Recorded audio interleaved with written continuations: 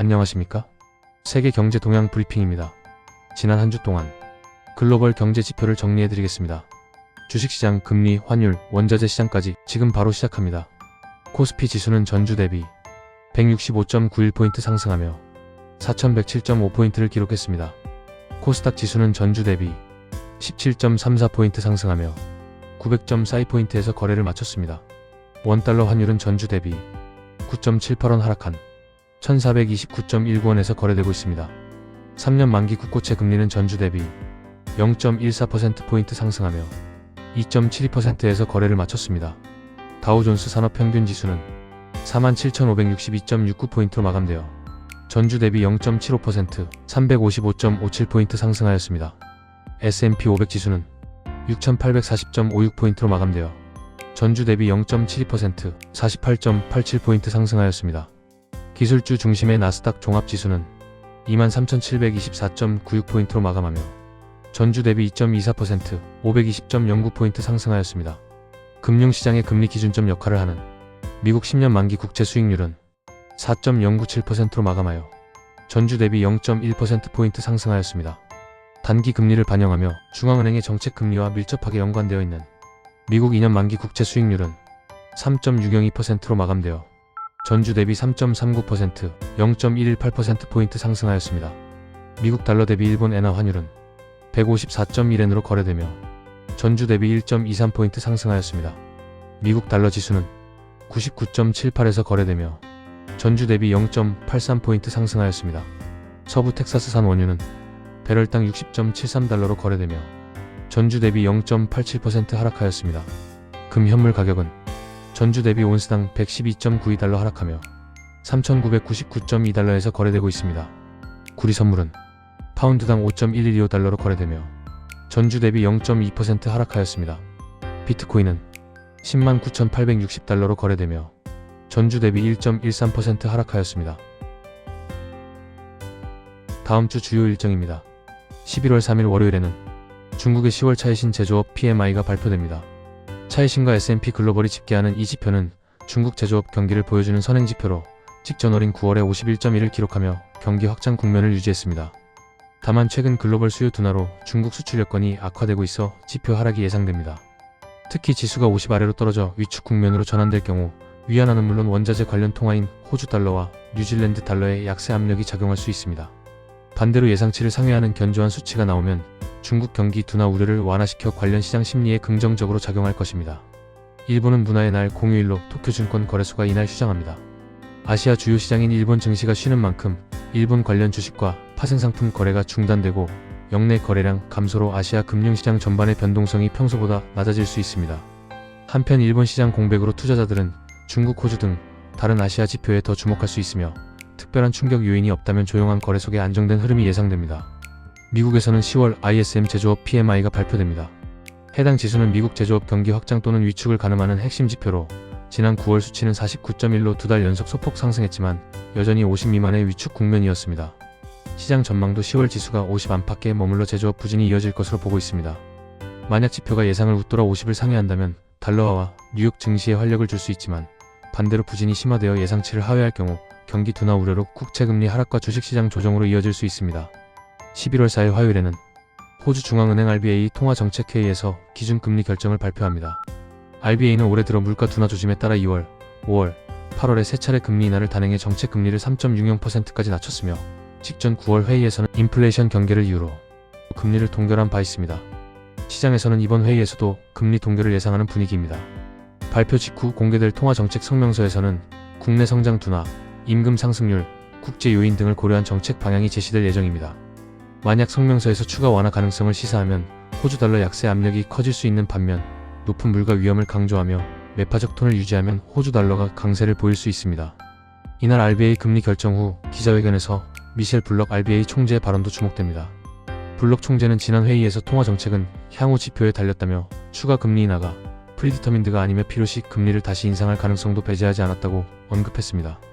이번 기자회견에서도 호주 경제의 취약 요인인 높은 가계부채, 부진한 고용 등에 대한 평가와 향후 금리 경로에 대한 시사점이 나올 수 있습니다. 만약 총재가 통화 완화 지속을 시사하면 채권 금리 하락과 주식시장 상승에 도움이 되겠지만 통화 긴축 가능성을 완전히 배제하지 않는 발언을 내놓으면 시장은 이를 매파적으로 받아들여 호주 달러와 금리의 단기 상승으로 반응할 수 있습니다. 뉴질랜드의 3분기 고용 지표도 밤사이 공개됩니다. 뉴질랜드 통계청이 발표하는 고용 동향에서는 분기 기준 고용 증가율과 실업률이 핵심인데 최근 뉴질랜드 경제 둔화로 노동시장 여건이 눈에 띄게 악화되고 있습니다.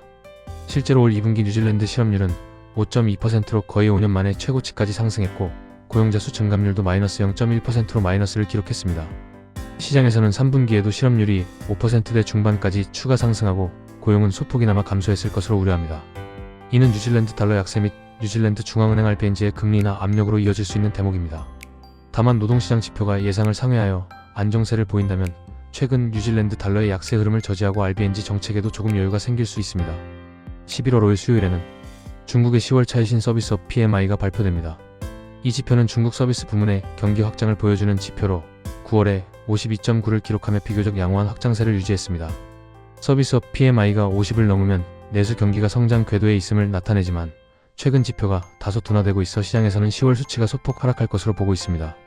세계 2위 경제대국인 중국의 서비스 경기 둔화 신호는 원자재 수요 둔화 및 호주 달러 뉴질랜드 달러 약세 재료가 될 수 있는 반면 예상 외의 강한 지표는 중국 내수 부양 기대감을 높여 관련 시장에 긍정적으로 작용할 것입니다. 미국의 ADP 민간 고용 보고서가 발표되어 금요일 예정된 공식 고용 지표에 앞서 시장에 관심이 쏠립니다. ADP 고용은 민간 부문의 고용 변화를 월간 집계한 것으로 변동성이 크지만 방향성 면에서 노동부의 공식 고용 지표를 가늠하는 데 참고됩니다. 지난 9월 ADP 고용 재수 증감은 마이너스 3.2만 명으로 드물게 순감소를 나타냈고 8월에도 마이너스 0.3만 명으로 거의 변화가 없었습니다. 이는 그동안 견조했던 미국 고용시장에 둔화 신호가 나타난 것으로 해석되며 시장에서는 10월에는 소폭 증가세로 돌아설 것을 기대하고 있습니다. 만약 ADP가 2달 연속 예상 외에 감소를 보인다면 경기 침체 우려가 커져 주식시장의 조정과 국채금리 하락폭 확대를 부를 수 있습니다. 반대로 큰 폭의 증가세가 확인되면 노동시장에 대한 불안 심리를 완화시켜 달러 강세와 금리 상승으로 이어질 가능성이 있습니다. 이어 미국의 10월 ISM 피제조업 PMI 서비스업 PMI 지수가 발표됩니다. 서비스업이 차지하는 미국 경제 비중이 약 80%에 달하는 만큼 이 지표는 제조업 PMI보다 시장에 더 큰 영향을 줄 수 있습니다. 9월 ISM 서비스 PMI는 52.0에서 50.0으로 급락하며 예상치 약 51.7을 크게 밑돌았는데 이는 서비스 부문 경기가 사실상 정체되었음을 시사한 결과였습니다. 시장에서는 10월 서비스 PMI가 50 부근에서 횡보하거나 소폭 반등할 것으로 전망하지만 소비 둔화와 높은 차입 비용 부담으로 서비스업 체감 경기가 여전히 위축되어 있을 가능성이 있습니다. 11월 6일 목요일에는 호주의 9월 무역 수지가 발표됩니다. 최근 호주 무역 수지는 원자재 수출 경기 둔화로 급격히 축소되는 양상입니다. 실제 8월 무역 흑자는 18.25억 호주 달러에 그쳐 이전 달 7월 66.12억 달러 대비 크게 줄었고 이는 에너지 원자재 가격 하락과 대중국 수출 감소의 영향을 반영한 것입니다. 9월에도 흑자폭이 크지 않았을 것으로 예상되며 만약 흑자 규모가 시장 예측을 밑돈다면 호주 달러의 약세 요인으로 작용할 수 있습니다. 유로존의 9월 소매 판매 지표도 주목됩니다. 소매 판매는 소비 경기의 바로미터로 여겨지는데 유로존은 팬데믹 충격 이후에도 민간 소비가 완전히 회복되지 못한 상태입니다.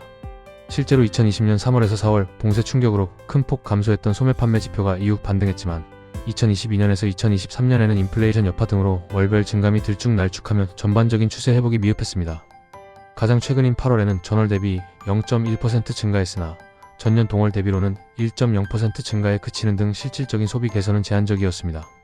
시장 전망치는 9월에도 소폭의 증감에 그칠 것으로 보고 있으며 만약 결과가 예상치를 크게 밑돌아 소비 부진이 확인된다면 유로화 약세와 유럽 증시 조정으로 이어질 수 있습니다. 반대로 예상보다 양호한 판매 증가세가 나오면 유럽 중앙은행이 12에 긴축 부담 완화 기대와 함께 유로화 강세 재료로 작용할 전망입니다. 영국 중앙은행 통화정책회의에서는 기준금리 결정과 함께 경제 전망이 담긴 통화정책 보고서가 발표됩니다. BOE는 지난 8월 회의에서 기준금리를 5.00%로 0.25%포인트 인하하여 2023년 이후 처음으로 완화 기조로 전환했으며 현재 정책금리는 4.00%까지 내려온 상태입니다. 영국의 소비자 물가 상승률이 정점 대비 상당 부분 둔화되고 있어 이번 회의에서 추가 금리 인하 단행 여부가 핵심 이슈입니다.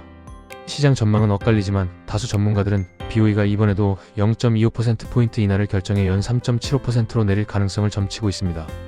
다만 노동시장 등 일부 지표가 여전히 견조하여 동결을 선호하는 위원들도 있을 수 있는 만큼 만장일치보다는 의견 갈림 속의 결정이 내려질 것으로 보입니다.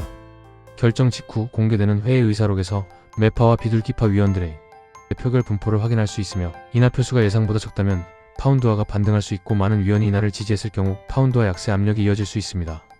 또한 같은 시각 공개되는 통화정책 보고서에서 영국의 성장률 및 물가 전망치가 하향 조정된다면 BOE의 완화 기조가 지속될 신호로 해석되어 영국 채권과 주식시장에는 호재가 되겠지만 파운드와 가치는 약세를 보일 가능성이 있습니다. 한편 결정 후 진행될 앤드류 베일리 BOE 총재의 기자회견에서는 정책 방향에 대한 추가 언급이 나오므로 변동성이 커질 수 있습니다. 베일리 총재가 인플레이션 억제 의지를 재확인하며 신중한 태도를 보인다면 통화 완화 기대가 후퇴해 파운드화가 일시 강세를 보일 수 있고, 반대로 경기 둔화 우려를 강조하며 완화 여지를 시사하면 파운드화 약세가 심화될 수 있습니다. 11월 7일 금요일에는 미국 노동부의 10월 고용 보고서가 이번 주 하이라이트로 발표됩니다. 특히 10월 초 미국 연방정부 셧다운 사태로 9월 고용지표 발표가 한 차례 건너뛰었던 터라 시장의 관심이 더욱 높습니다.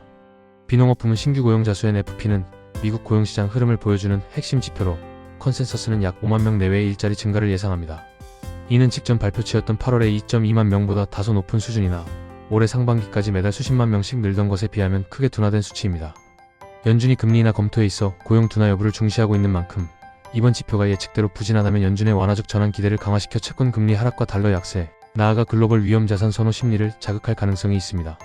반대로 일자리 증가폭이 예상을 크게 뛰어넘는 견조함을 보인다면 연준이 긴축 기조를 유지할 여지가 있다고 시장이 해석하여 금리와 달러가 오르고 증시는 조정을 받을 수 있습니다.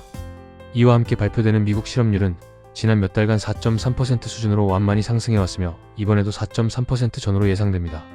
또한 임금 상승률은 전년 대비 3%대 후반으로 과거 대비 안정되었지만 여전히 연준 목표를 상회하고 있어 임금 지표도 주목됩니다. 전반적으로 고용 보고서 세부 내용에서 노동시장 냉각 신호가 확인된다면 연준의 조기 금리 인하 전망이 한층 힘을 받고 금융시장에도 안도 랠리가 펼쳐질 수 있을 것입니다. 캐나다의 10월 고용지표도 같은 날 발표됩니다. 캐나다는 지난 몇 달간 고용이 둔화되는 가운데 실업률이 상승 추세를 보이고 있습니다. 실제 9월 캐나다 실업률은 7.1%로 1년 전약 5.8%에 비해 크게 높아져 팬데믹 직후를 제외하면 최근 수년 내 가장 높은 수준에 도달했습니다.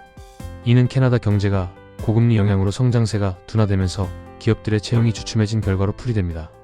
시장에서는 10월에도 실업률이 7% 초반을 유지하거나 소폭 상승했을 것으로 예상합니다.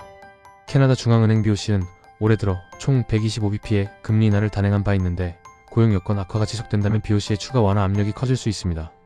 지표 발표 후 캐나다 달러화는 미국 고용 지표와 함께 교차 영향을 받을 전망이며 캐나다 고용이 예상보다 양호하게 나오면 CAD 강세 요인이, 부진하면 CAD 약세 요인이 될 것으로 보입니다. 마지막으로 미시간대 소비자 심리 지수 11월 예비치가 발표됩니다. 이 지수는 미국 소비자의 향후 경기 및 개인 재정 전망에 대한 심리를 조사한 것으로 최근 높아진 금리와 경기 불확실성 속에 소비 심리가 다소 위축되는 경향을 보여왔습니다. 실제로 10월에는 소비자들의 기대 심리가 악화되어 관련 지수가 6개월 만에 최저 수준으로 떨어졌으며 가계의 고용 전망에 대한 우려가 커지는 추세였습니다. 이번 11월 예비치에서도 전월 대비 보합 내지 소폭 개선이 예상되지만 만약 심리 지수가 예상 밖으로 큰 폭 하락한다면 연말 소비 시즌을 앞둔 경기 전망에 먹구름을 들이울 수 있습니다. 이는 미 연준이 경기 둔화를 우려해 금리 인하를 고민하는 또 하나의 근거가 되어 채권 시장에는 호재로 주식시장에는 부담으로 작용할 수 있습니다. 반면 소비 심리가 예상보다 개선되어 향상된 수치를 보인다면 미국 가계의 건전성을 확인시켜주는 신호로 받아들여져 달러화 강세와 함께 미국 소비 관련주에 대한 투자 심리를 높일 수 있을 것입니다.